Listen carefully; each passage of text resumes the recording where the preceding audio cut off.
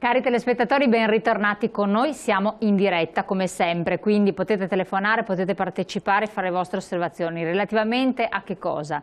L'argomento riguarda una fascia estesa che un po' si sta stringendo, di giovani imprenditori artigiani che hanno tanta voglia di fare, avrebbero moltissime iniziative, possono farlo e costituirebbero veramente un elemento determinante e importantissimo per la nostra economia e per tante prospettive di giovani che voi ci scrivete al riguardo, ma si trovano un po' bloccati. Da che cosa? Vedremo di capire quali sono gli ostacoli, quali sono le idee che hanno e quindi bisogna ritirar fuori quei valori fondanti di un'economia che è stato il fiore all'occhiello, è inutile negarlo, l'economia del nostro paese, perché se siamo così, se sono e siamo tutti stratartassati in modo particolare come regione, come persone, come lavoratori e datori di lavoro, questo è dovuto al fatto che tutto sommato questa regione dava e continua a dare moltissimo, ma se questa regione vacilla e non è più la locomotiva d'Italia e altre regioni non primeggiano in questo senso perché non è possibile che ciò avvenga, che cosa succede e cosa può succedere del nostro paese? Cerchiamo di trovare delle risposte possibili. Un'autoanalisi interna alla categoria dei giovani di Confartigianato si è svolta di recente in occasione dell'assemblea che si è svolta vicino a Verona, alle porte di Verona, e vediamo di capire che cosa ne è emerso per dare dei messaggi costruttivi e positivi. È importantissimo farlo pur consapevoli delle difficoltà. Ne parliamo con Sandro Venzo, Presidente Giovani Confartigianato del Veneto. Ben ritornato qui con noi. Buongiorno. Presidente. E ben arrivato il neoeletto Vicepresidente invece sempre dei giovani di Confartigianato, Gianluca Caruso. Grazie. Buongiorno. Anche a lei. Allora, è stato, valori cercasi, è stato il titolo di questa assemblea. Cercare valori, ma che tipo di valori? Cioè, che cosa state cercando voi giovani? Noi in questo momento stiamo cercando di capire se siamo ancora utili per questo paese, nel senso ci vogliono ancora in questo paese, vogliono ancora che creiamo occupazione, che facciamo azienda, perché a volte sembra proprio che non sia così. La nostra è un po' una provocazione, perché non era mai successo nel mondo dell'artigianato che i giovani si facessero questa domanda, perché noi sappiamo che i valori, quali sono i valori del nostro territorio, quindi ci crediamo al 100%, però era giusto riflettere e dire: signori, noi ci siamo, ma ha senso ed è giusto che continuiamo così, o forse è un po' arrivato il momento in cui dobbiamo cominciare a guardarci intorno e capire cosa vogliamo veramente fare da grandi. Io provocatoriamente ho poi detto che vorrei riformare l'Alpe Adria. Cosa intendo? Intendo che questo Veneto, così come lo vediamo adesso, riuscirà a riprendersi solo se avrà l'aiuto e la costruzione di un'area un po' più grande. Quindi ci stiamo chiedendo se la strada è quella giusta. Quindi parliamo a questo punto di macroregione, di tutte quelle proposte che si erano fatte tempo addietro. Esatto. In un momento ben preciso in cui si punta l'attenzione contro le regioni che spendono, spandono, a fronte ovviamente di tasse dei cittadini, perché poi l'IRPEF regionale serve anche a pagare ovviamente tutto il sistema. Che cosa potrebbe servire? Perché questa la pagate anche voi, tra l'altro. Cioè, io veramente ci stiamo domandando se innanzitutto non si pensava che tutto quello che stiamo sentendo fosse realmente vero, perché ormai anche le ultime notizie del Lazio rasentano veramente delle cose assurde. Bisogna capire se nel mettere persone nuove, perché in questo momento ci vogliono persone nuove e regole nuove, meno regole ma più ferree, bisogna vedere se riuscendo a riunire quelle persone che ancora ci credono in questa economia, vedere se veramente ne veniamo fuori. Io credo che il Veneto abbia ancora un valore aggiunto che è impressionante, cioè il fatto di saper fare, di voler fare. Bisogna però dall'altra parte che ci sia una politica che lasci fare agli imprenditori ciò che sanno fare. Sono, credo, ormai anni che diciamo questo e giorno dopo giorno troviamo sempre regole più ferree. C'è un controsenso, noi vorremmo fare, potremmo fare di più, ma da un certo punto di vista ci stanno veramente stritolando. Sono le regole ferree o c'è qualcos'altro? Perché oltre a questo una burocrazia mostruosa, chi non è addentro non riesce a comprenderla, il dipendente pubblico non proprio, a meno che non lavori nel settore, non se ne fa ragione, ma voi giovani vi scontrate quotidianamente. O c'è anche qualcos'altro, qualche altro problema? Ma allora la burocrazia, ad un incontro proprio quello che abbiamo fatto sabato, sembra pesi circa il 3% del PIL nazionale. Costicchia parecchio. Diciamo che le condizioni in cui opera un'azienda contribuiscono a far sì che cresca oppure no. Ci vorrebbe sicuramente da parte del governo un'attenzione particolare per le imprese, perché sono quelle che poi decretano il gettito fiscale e appunto alimentano la macchina pubblica e poi tutti i servizi che appunto eroga. L'imprenditore ha bisogno di condizioni positive e anche prospettive, cioè quando un imprenditore fa un investimento lo fa perché ritiene che ci siano delle prospettive future di crescita. Se vengono a mancare le prospettive, di conseguenza c'è un po' uno stallo in questo senso, quindi secondo me bisognerebbe proprio che la politica facesse un ragionamento su questo aspetto, creare delle condizioni favorevoli per le imprese e delle prospettive, ecco, in questa sostanza. E per quanto riguarda invece i finanziamenti, perché questo è un altro aspetto, le banche come si stanno comportando? Perché a volte interpellate dicono sì, siamo aperte, noi in realtà non ci tiriamo indietro, però poi sentendo invece ciascun imprenditore vediamo che ha delle grosse difficoltà. Le banche si tutelano molto, nel senso prima di dare credito verificano accuratamente chi lo chiede. Cioè un giovane cosa deve fare? Con che supporto deve andare in banca? Con che animo? Con che animo? Anche consigliato dovrebbe andare là con un animo sicuramente positivo, però purtroppo le verifiche sono tante.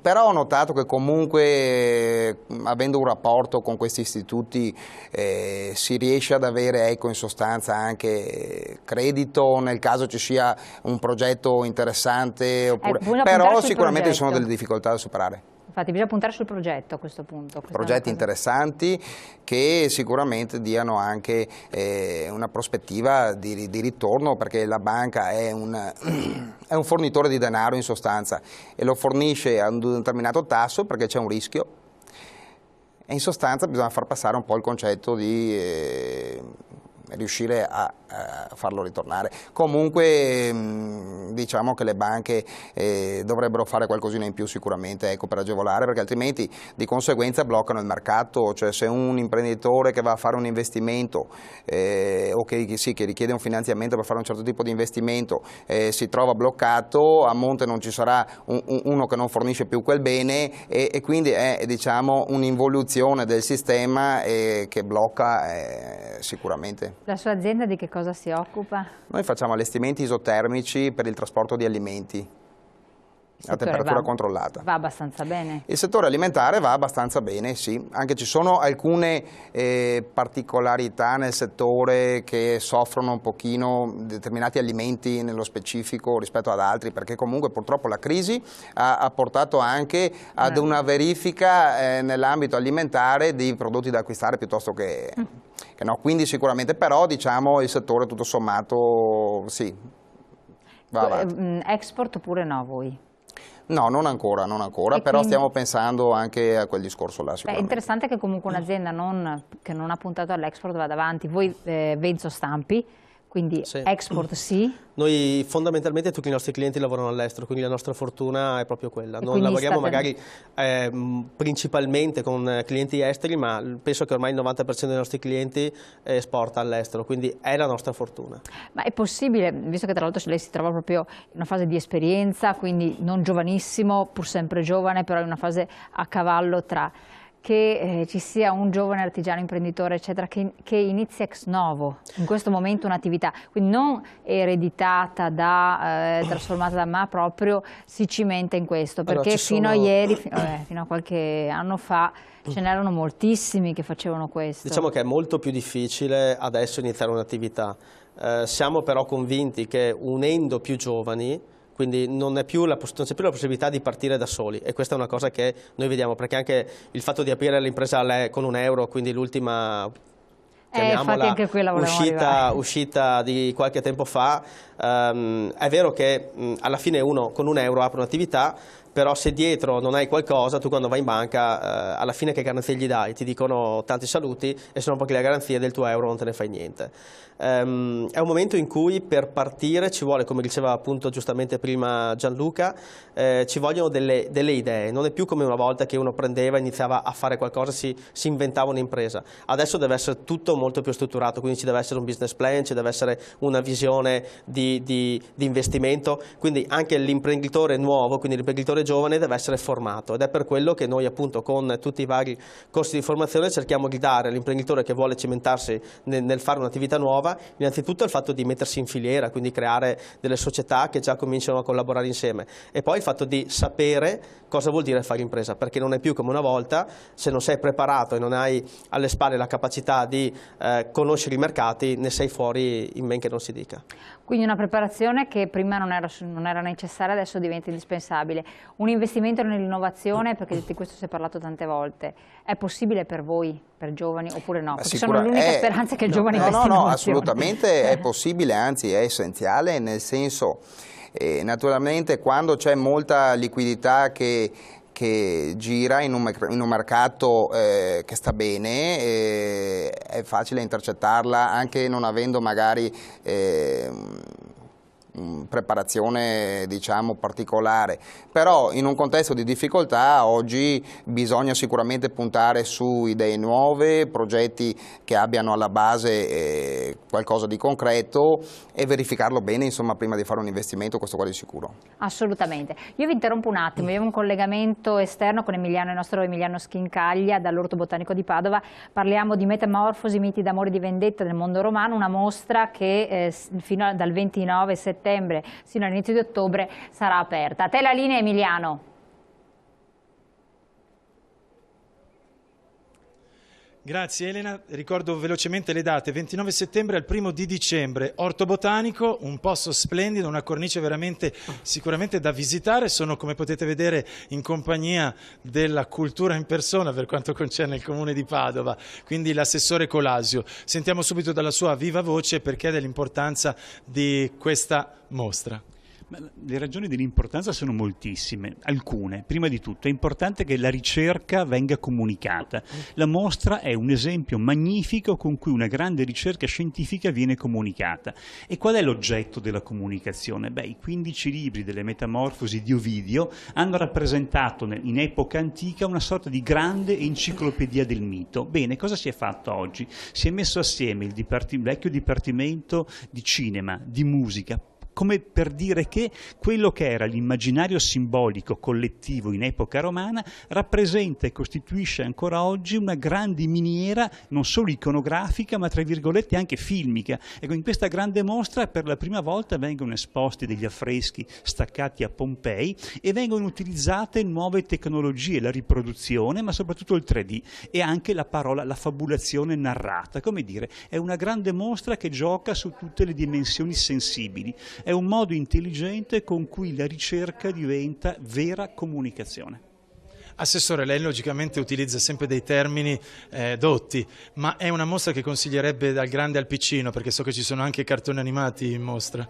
È proprio quello che dicevo, questa è una mostra emozionale, un ragazzino, un bambino entra dentro un percorso fantastico. Io credo che la cultura a fare amare il passato ai bambini sia giusto un modo per far sì che comincino a capire, a conoscere le loro radici, la loro storia. Lo fai come? Lo diceva André Malraux, bisogna portare i bambini nelle grandi cattedrali e il museo deve essere come una grande cattedrale gotica, deve emozionare. Questa mostra ha centrato l'obiettivo, è una mostra che emoziona. Elena, avremo altri collegamenti con altri personaggi molto importanti che logicamente sono i padri di questa bellissima esposizione, questa mostra. A tra poco. Grazie Emiliano, grazie del collegamento in diretta, appunto ne faremo dopo perché sono anche coniugare l'impresa artigiana con la cultura, la ricerca può essere uno stimolo e un'idea, perché anche questo è stato elaborato da imprenditori, esatto, no? Esatto, lo diceva proprio in sabato il professore Sapelli quando appunto ricordava quando già 2 anni fa come Confartigianato Giovani del Veneto facemmo ancora attuale la collaborazione con Porsche appunto su un progetto culturale, quindi noi di Confartigianato sappiamo che nella cultura ci sono anche valori, quindi riusciamo a mettere insieme le due cose perché alla fine già negli anni 2000 mi ricordo quando portavamo imprenditori esteri nel nostro territorio il venerdì, sì, perché poi il sabato e la domenica vivevano il territorio, quindi cultura e innovazione e quindi anche i nostri laboratori, le nostre aziende artigiane sono possono veramente cooperare con questo discorso, quindi il fatto di lavoro, quindi azienda e poi cultura è un binomio che se non lo spingiamo noi nel Veneto penso che sarebbe anche una cosa molto vincente. Una cosa importantissima, perché ci sono paesi che stanno facendo diciamo, forza per emergere e sono partiti dal turismo. È assurdo, ma sono partiti dal turismo, un turismo culturale che non è all'altezza del nostro. Noi invece che avremo questo patrimonio straordinario, lo vediamo in tutti i modi possibili, non ne facciamo una leva importante, ma lo usiamo così di contorno, oppure vabbè chi ci viene deliberatamente. Non lo coniughiamo invece a un'azione di vendita spinta di prodotto complesso. Non può essere un'idea per voi giovani almeno, visto che i senior non l'hanno sfruttato. Si parlava giustamente di musei, l'Italia è un museo a cielo aperto, nel mondo voglio dire sicuramente non ci sono paesi che hanno opere d'arte, città come la nostra. Il turismo dovrebbe avere un punto di centralità sicuramente nell'aspetto di sviluppo del paese, perché fa arrivare comunque persone da tutte le parti del mondo a visitare che hanno disponibilità economiche, perché naturalmente nel mondo ci sono tante aree in cui c'è una crescita maggiore e ci sono sempre più persone che hanno disponibilità come i paesi europei, anche prima naturalmente di questo periodo, e quindi sostanzialmente bisognerebbe proprio puntare sull'aspetto del turismo e poi da qui, dal turismo, i prodotti artigianali, anche a livello gastronomico, che molti associati producono, realizzano, quindi in sostanza l'indotto sarebbe molto importante, bisognerebbe dare più spazio sicuramente a questo aspetto qua. Concentrarsi un po' maggiormente. Stiamo studiando, è ancora un po' così, lo stiamo ancora valutando, stiamo guardando per un progetto, è un po' quello che sta succedendo negli Stati Uniti, dove tu praticamente entri in un laboratorio che fa scarpe, ok? Acquisti una scarpa assolutamente normale e c'è qualcuno che ti sta dietro un paio d'ore per far sì che tu da solo ti modifichi questa scarpa e te la fai su misura, quindi praticamente la fai come la vuoi te. È una nuova idea che sta venendo avanti, vediamo negli Stati Uniti, è molto lanciato questo discorso e sta cercando di capire se anche da noi praticamente un turista può venire qua, si fa il capo, ok, e può dire che si è fatto una cosa lui artigianalmente su una cosa magari che era di serie, quindi è una novità che stiamo lanciando e stiamo vedendo che avrà, da quello che vediamo, un gran successo. Assolutamente, questa è un'altra idea. Andiamo in pubblicità, riflettiamo su questo, poi se avete delle osservazioni approfittatene.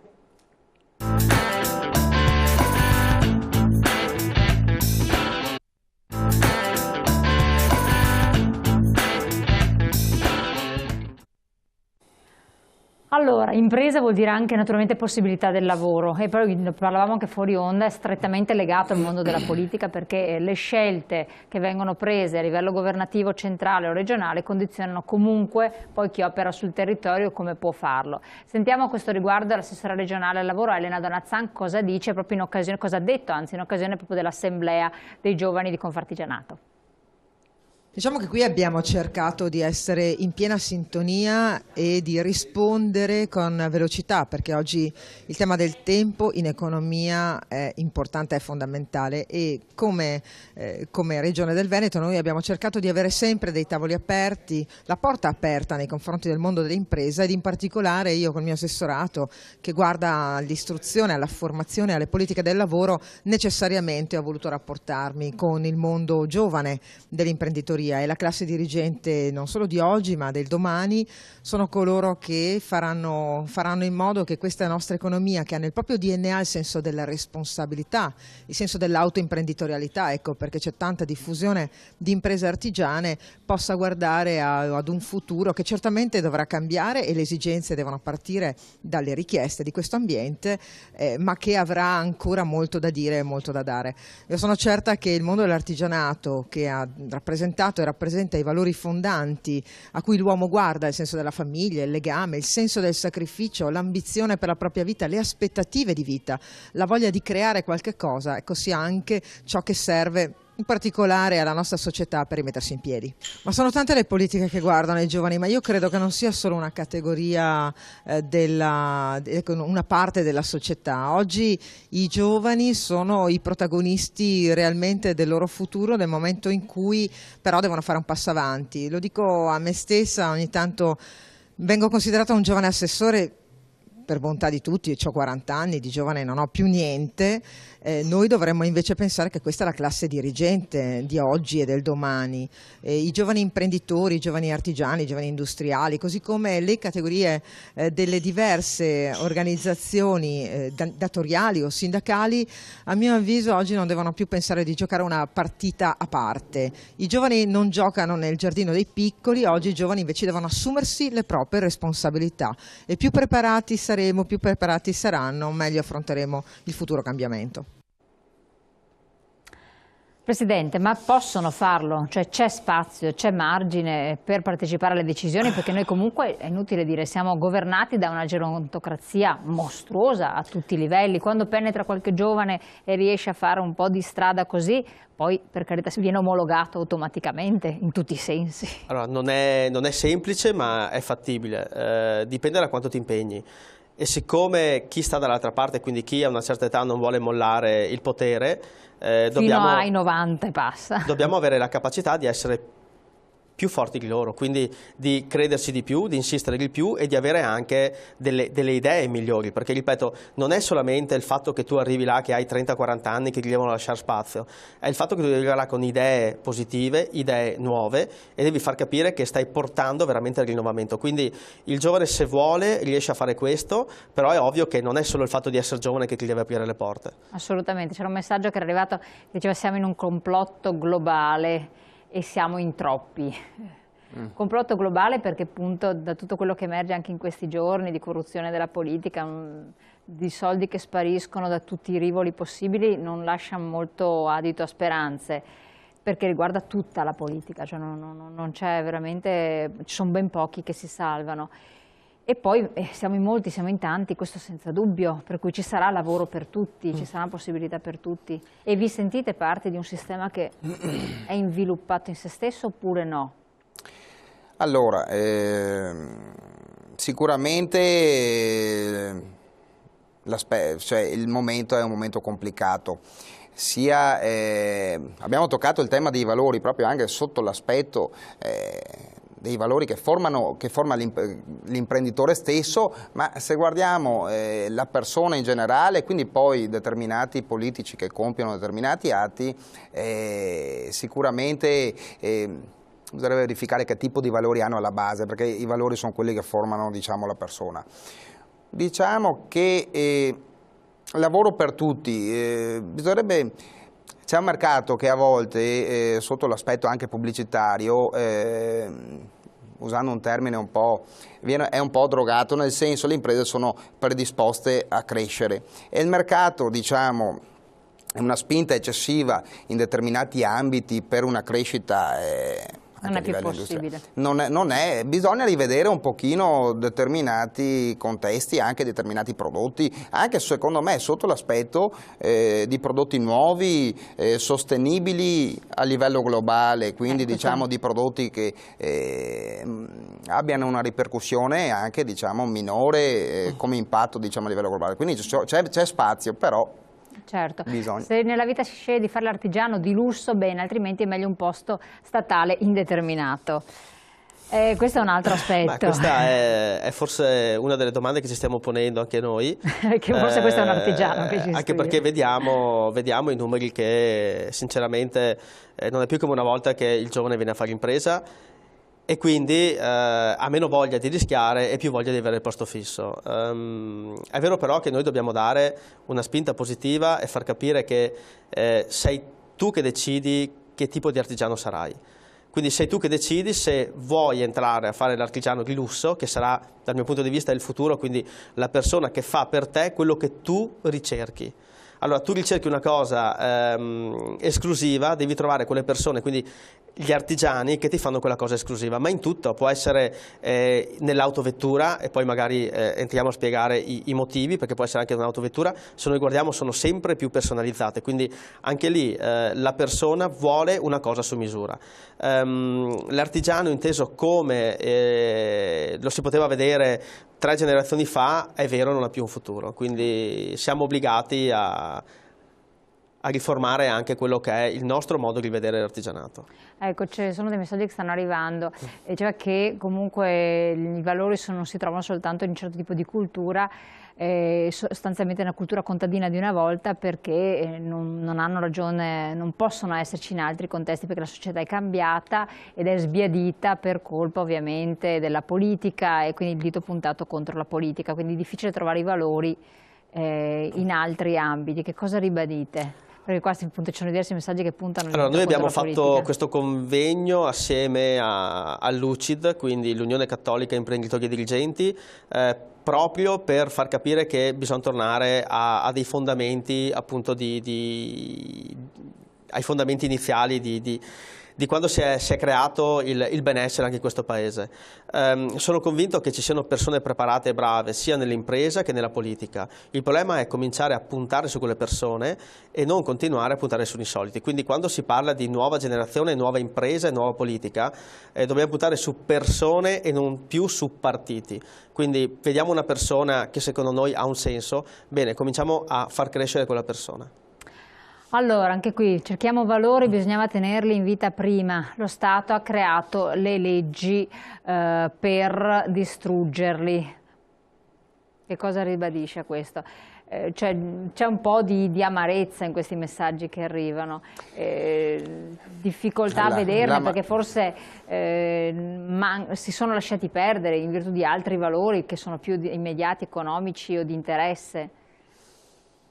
Diciamo l'amarezza è dettata anche dal contesto in cui viviamo, però da parte degli imprenditori, dei giovani imprenditori, c'è tanta voglia di fare. Dal mio punto di vista i valori ci sono, però in alcuni contesti bisognerebbe rivedere un pochino la questione, anche perché c'è bisogno di positività e anche di avere dei punti di riferimento che diano loro per primi. Punti di riferimento, perché infatti qua c'è un altro messaggio che è arrivato che dice che lo Stato non dà nessun esempio e nessun valore da imparare. Quindi i punti di riferimento dove si trovano per dei giovani che e dei punti di riferimento si trovano sulle persone di cui si stima, e quindi bisognerebbe che il primo punto, chi ha un determinato ruolo dasse il buon esempio e di conseguenza facesse un po' da faro, ecco, in questo senso. Quello là è fondamentale, perché c'è bisogno di positività, di avere delle persone di riferimento che si comportino in maniera adeguata. Questo risponde anche all'altro messaggio che appunto è arrivato. Chi assume un ruolo di comando, di vertice, eccetera, deve comunque essere una persona di fiducia, è una persona che è sotto gli occhi di tutti, e di conseguenza ancora maggiormente deve amplificare gli aspetti positivi, se li ha naturalmente, perché dopo non tutti magari li possiedono, ecco, in sostanza, oppure magari dopo nel tempo li perdono un pochino. Si fa un po' specie sentire parlare di Stato quando forse dimentichiamo che lo Stato è fatto di persone, quindi se continuiamo a mettere persone di un certo tipo all'interno di tutti quei tavoli dove praticamente alla fine viene deciso, il potere decisionale è lì, è sempre il solito discorso, sono le persone che fanno le cose positive o negative. I politici che ci troviamo, per quanto, adesso non ho letto il messaggio, magari se lo rimettiamo in onda, è proprio tutta l'attenzione di molti che ci ascoltano, è proprio puntata nei confronti dei politici. Dicevano, per questi politici che ci troviamo è difficile poi trovare e applicare dei valori quando vedi che ogni giorno la politica, cioè chi ti governa, ecco qua, quanti valori possiamo avere, finiamo tutti in povertà, cioè c'è un'amarezza di fondo molto importante, però per uscire, per superarla, perché capisco il rammarico, capisco lo condivido. Che via d'uscita proponete? Quindi cerchiamo di trovare una soluzione. Allora, trovare soluzione in questo momento sì, magari. Siamo convinti che da soli non faremo nulla, e quindi siamo convinti che noi con il resto delle istituzioni e forse anche, anzi senza forse, tutte le altre categorie, quindi il fatto di cominciare a fare un po' di raggruppamento, siamo convinti che solo così si potrà prendere una strada nuovamente di crescita. Siamo però convinti che non sarà più la crescita degli anni 70, e siamo convinti che non potremo più fare le stesse cose che facevamo una volta. Molti giovani, e vedo anche molti miei amici, stanno andando all'estero, stanno andando in paesi che possono essere magari il Brasile, ai noi l'India. questo, ai noi. Ai noi. Io ricordo mio bisnonno quando andò negli Stati Uniti per poi tornare. È un cambiamento, sarà un'epoca di transizione, non dobbiamo però continuare a dire che siccome sono nato qua devo rimanere qua, cioè dobbiamo avere anche il coraggio di dire se voglio veramente cambiare le cose può darsi che non debba per forza farle da dentro, perché se dentro il mercato non c'è può darsi che possa dare una mano al mio paese anche magari facendo qualche esperienza all'estero, quindi io non sono proprio pessimista a dire che questo paese non ripartirà e so che ripartirà, però dobbiamo essere convinti che non è detto che dobbiamo per forza stare qua per farlo ripartire. Assolutamente. Disponibilità ad uscire? Le disponibilità ci sono, tutti quanti gli imprenditori penso le abbiano. Però si porta reddito fuori comunque, non si può negare che è un depauperamento per il nostro paese. Ma non è, allora, io non è che sto dicendo di prendere le aziende e chiudere e andare all'estero, sto dicendo che è giusto cominciare anche a guardare l'estero e quindi a fare impresa all'estero che aiuti poi il fatto di fare le imprese in Italia, nel senso se devo aprire o se devo cominciare ad aggredire i mercati mondiali, la mia azienda deve essere messa nelle condizioni di aggredire i mercati mondiali pur rimanendo nell'ambito locale, cioè devo cominciare però a guardarmi intorno e dire ok, può darsi che debba fare una filiale, che ne so, in un altro paese d'Europa per poi diversificare il mio lavoro, ok, diramare la mia società e quindi creare poi utile anche nella mia società italiana. È molto importante questa precisazione. È un concetto che non vuol dire prendiamo e andiamo via, no, vuol dire prendiamo e cominciamo magari a fare degli spin-off in giro per il mondo perché alla fine poi le cose rientreranno, insomma. Assolutamente. Prima di andare in pubblicità abbiamo un altro collegamento, come avevo preannunciato, con il nostro Emiliano Schincaglia dall'Orto Botanico di Padova relativamente a questa mostra molto significativa e importante, insomma un'idea in più per il tempo libero. Prego Emiliano, a te la linea. Grazie Elena, ho qui un personaggio fondamentale per quanto concerne questa splendida mostra, Francesca Ghedini, professoressa per quanto concerne i beni culturali, mica Coti che si direbbe dalle nostre parti, è stato già un volto noto della nostra trasmissione TV7 alle 7 ed è una delle, come dicevo, madri di questa splendida mostra e quindi invitiamo i nostri telespettatori, giusto? Assolutamente sì, è stato uno sforzo enorme, sono 5-6 anni che lavoriamo al progetto e poi abbiamo deciso di tradurre questo progetto di carattere scientifico, un progetto di nicchia che teso a ricostruire l'immaginario della prima età imperiale attraverso l'incontro fra poeti ed artisti, poeti in particolare Ovidio ed artisti tutti i pittori pompeiani. Poi abbiamo deciso che questo progetto doveva essere tradotto in qualche cosa che potesse piacere alla gente. Allora abbiamo avuto la fortuna di avere la disponibilità dei grandi musei, il Museo Nazionale di Napoli, il Museo di Aquileia, il Museo Nazionale Romano, che ci hanno prestato alcuni dei pezzi più straordinari e quindi io credo che la gente, se vuole vedere gli affreschi pompeiani, se vuole vedere avori pompeiani, un codice fiorentino del 1380, deve venire a vedere questa mostra. Ma in questa mostra io penso ci sia qualcosa di più, ci sia il tentativo di ricostruire la società dell'epoca attraverso la prospettiva appunto delle immagini e della letteratura. Quindi noi partiamo con Ovidio, illustriamo il rapporto fra Ovidio ed Augusto, un rapporto molto conflittuale perché erano portatori di due diverse concezioni di vita e poi iniziamo col mito, i miti d'amore, i miti di vendetta, i miti in cui ciascun protagonista della società romana antica si poteva interpretare,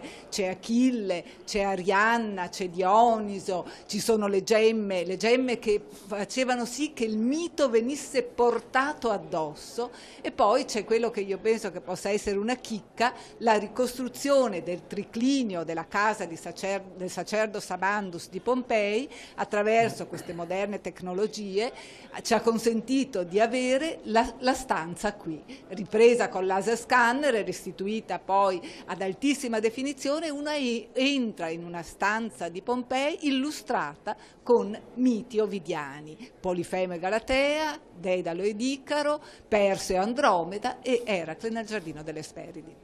Elena, velocemente, c'è tra i volti della gente una persona che dovremmo conoscere. Io ringrazio la professoressa Ghedini, ma dobbiamo ricordare sempre che TV7 è impegnata in prima linea per quanto concerne la cultura. Presidente, lei mi era qui tra la gente, non posso non rubarle una battuta sull'emozione provata in questo percorso.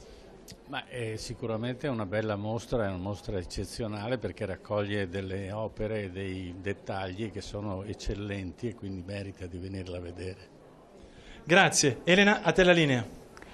Grazie Emiliano, naturalmente faremo un ultimo collegamento prima del termine della nostra trasmissione. Ringraziamo anche il professore Ermanno Casen, editore di TV7 Triveneta, per il collegamento e per le impressioni che ci ha trasmesso. Andiamo subito in pubblicità, poi commentiamo anche gli altri messaggi che stanno arrivando, anche se non sono molto entusiastici, e noi stiamo cercando di dare un filo di speranza e un'opportunità futura, ma ci rendiamo conto che la situazione non è delle migliori attualmente. Pubblicità, poi torniamo insieme. Se volete approfittare per telefonare, l'ultimo break a disposizione.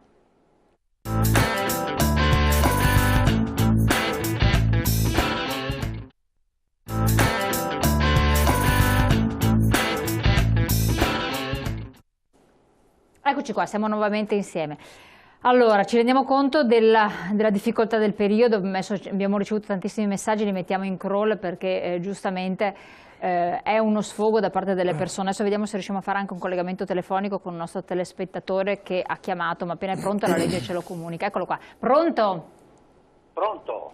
Buongiorno, da dove chiama? Io chiamo dalla provincia di Mantova. Dica. Vorrei sottolineare alcuni, siccome seguo la vostra trasmissione quando mi è possibile. Poi volevo sottolineare, tra virgolette, che io percepisco una pensione di 490 euro al mese e vi posso garantire che non è facile vivere.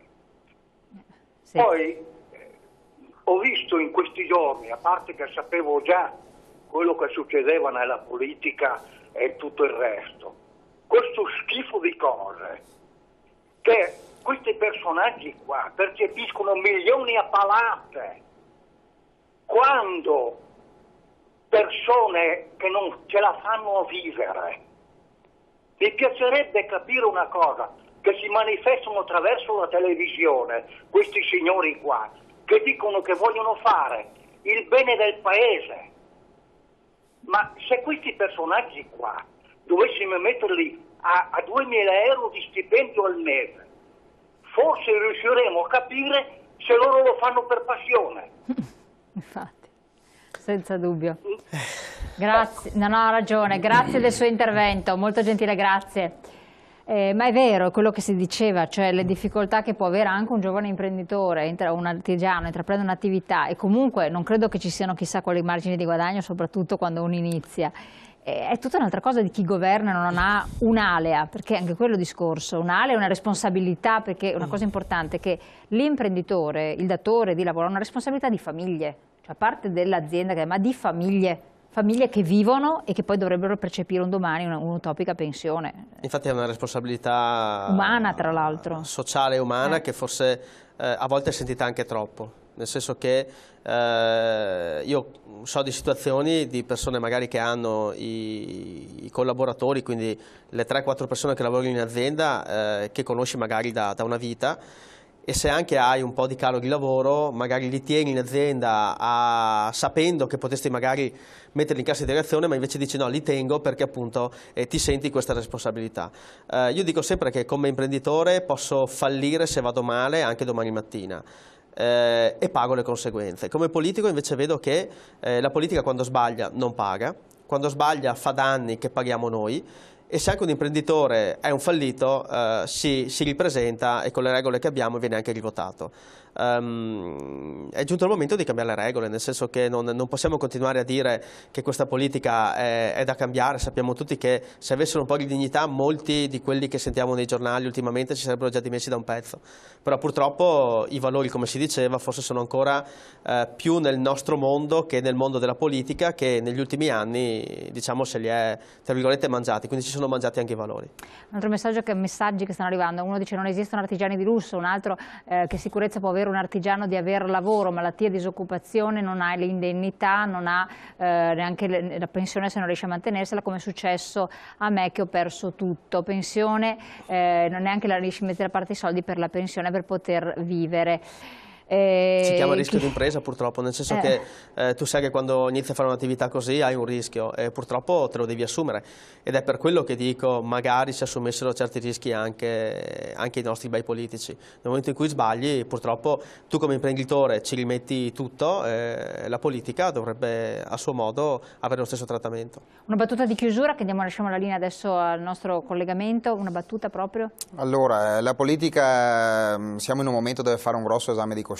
Ci sono degli imprenditori seri in Italia che hanno voglia di fare, hanno voglia di rimanere qui a operare, perché a nessuno piace andare, però abbiamo bisogno di essere, che ci siano vicini, abbiamo bisogno di creare qualcosa assieme, di essere consultati, perché c'è parecchio da fare. Certo, io vi ringrazio e noi con questo chiudiamo l'appuntamento con i nostri giovani artigiani. Ne faremo un approfondimento il 6 novembre sera, alle 21 martedì sera, un dibattito in studio, quindi potrete intervenire, tutti coloro che ci hanno scritto potranno dire anche la loro, ci sarà più spazio, 2 ore di tempo con diversi esponenti anche del mondo politico. Io adesso passo subito la linea al nostro Emiliano Schincaglia, sempre dall'Orto Botanico, ma colgo anche l'occasione per salutarvi, appuntamento come sempre a lunedì, seguiteci, adesso c'è la linea a Emiliano Schincaglia. Elena, ti ringrazio per i vari di questo splendido evento. Quanta fatica alle spalle di questo evento, naturalmente ce lo dirà Isabella Colpo, che è la curatrice della mostra. Quanta fatica? Tanta fatica perché sono tante le anime quando si va a organizzare una mostra, sia quelle scontate dai curatori, agli allestitori, a chi si occupa della burocrazia, dei trasporti, della grafica, sia perché tante sono state le anime che nel tempo si sono aggiunte, amici e colleghi che, saputo di questo nostro progetto, si sono via via presentati con idee loro, iniziative loro, e ci hanno proposto altre soluzioni, ad esempio quella del cinema, di inserire nel percorso dei flash sul cinema, ad esempio l'attore che si è lasciato coinvolgere per fare le letture di Ovidio e dare voce ad Ovidio, ad esempio la musica, e ovviamente diventa faticoso, affascinante e divertente e soprattutto umanamente molto coinvolgente gestire tutte queste anime. Dal 29 settembre al 1° dicembre vi aspettiamo qui all'Orto Botanico.